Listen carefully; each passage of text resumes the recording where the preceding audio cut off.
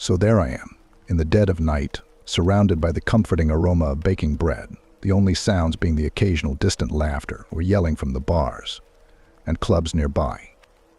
It's kind of eerie, being the only light in a dark, quiet street, especially when the party crowd thins out and the night takes on a stillness that's almost waiting.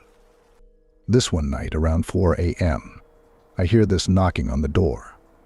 Now, it's not unusual for my boss to schedule early deliveries, and he'd texted me just minutes before, saying to expect something. Thinking it's the delivery guy, I head over to open the door, expecting to see a familiar face, or at least someone with a truck full of supplies. But nope, there's no one there. I'm standing there, a bit confused, peering into the darkness, when out of nowhere, this figure steps out of the shadows. Tall, way too skinny, almost. Unnaturally so. For a second, my heart stops, thinking I've come face to face with Slenderman, or some creature out of a nightmare. But as it steps into the light, I see it's not a monster, just a very tall, very skinny girl, looking like she's been through hell. No pants, no shoes, and wearing a shirt that's obviously not hers. She's panicked, asking to borrow my phone. Something in her eyes tells me she's not just some drunk girl who lost her way. There's real fear there. Without asking too many questions, I let her in, hand her my phone, and she tries to call her boyfriend. As she's talking, trying to explain where she is, she mentions something about pulling a fire alarm earlier in the night. Drunk antics, maybe. But she's terrified that the cops might be after her. Boyfriend doesn't pick up, so I do my best to help her figure out where she's staying. Turns out her hotel is just down the block. I can't leave the bakery, too many things in the oven, and all that, so I give her my phone with the map pulled up and the flashlight on. And off she goes into the night. The next morning, she comes back, my phone in hand, looking a lot better but still a bit shaken. She thanks me, not once but twice, with the kind of gratitude you don't forget. And there I am, just relieved I got my phone back and glad she's okay. But here's where it gets really creepy, not just for her, but for me too. A few nights later, around the same time, there's another knock at the door.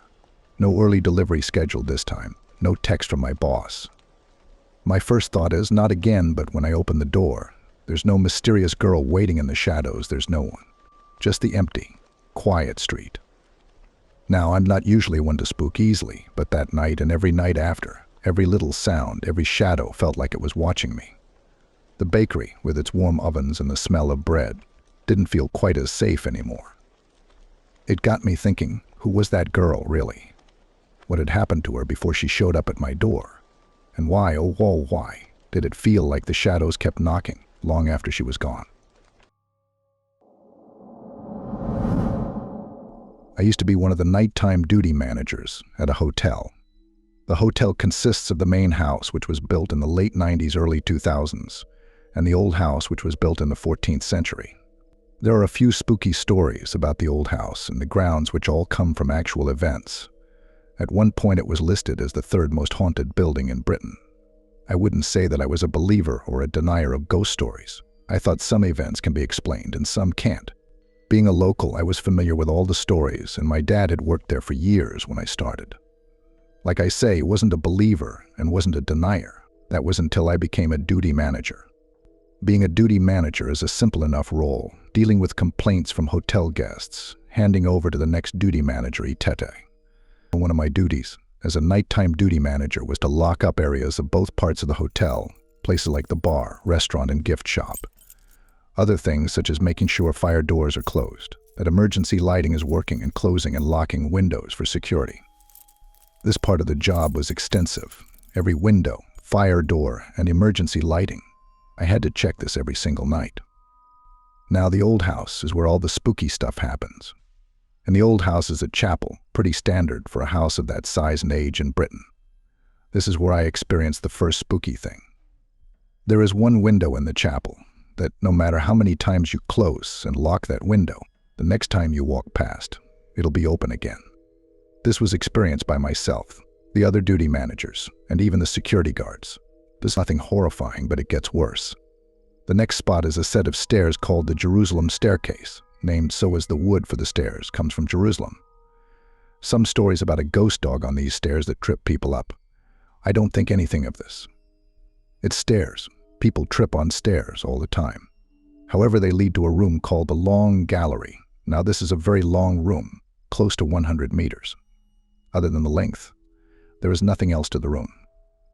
I was doing my rounds one night, had come in to do my checks as normal, when suddenly I can hear heavy footsteps coming from the other side of the room, which is possible. There are guest rooms at the other end. Well, I shine my torch down the room and can see nothing. Then it gets scary.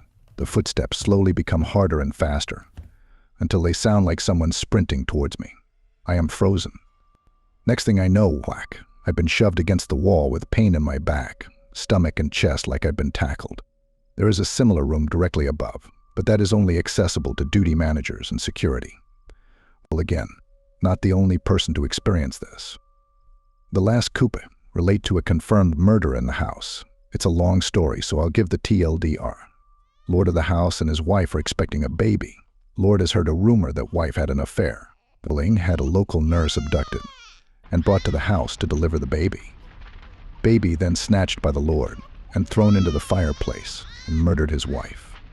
Nurse escapes and curses the family, saying no male heir will be born to the family. The curse kind of came true. No male heir has survived long after birth. Now, the bedroom where these events took place is a popular part of the old house, with guests visiting all the time. However, it's not the real room. That's directly above. I have been in the room more times than I can count. Reports of a crying baby are common but never proved. One thing never reported was blood dripping from the ceiling. As mentioned, the real bedroom is directly above, so myself and security investigated. We found nothing, nobody, not even a drop of blood. The second part is about a sculpture in the chapel of one of the male heirs that died shortly after birth. As a result of the curse, the sculpture is pretty normal looking, baby in cloth with its eyes closed. Apart from one night, the eyes were open. I ran so fast out of that chapel, I'm pretty sure I broke the land speed record. The hotel, if you are interested, is called Little Coat House Hotel. Thank you, my friends, for watching my story to the end. I really appreciate it. Give a like to this video. If you like my story, subscribe to my channel. It motivates me to do more stories. By the way, if you have an opinion, write it in the comments below this video.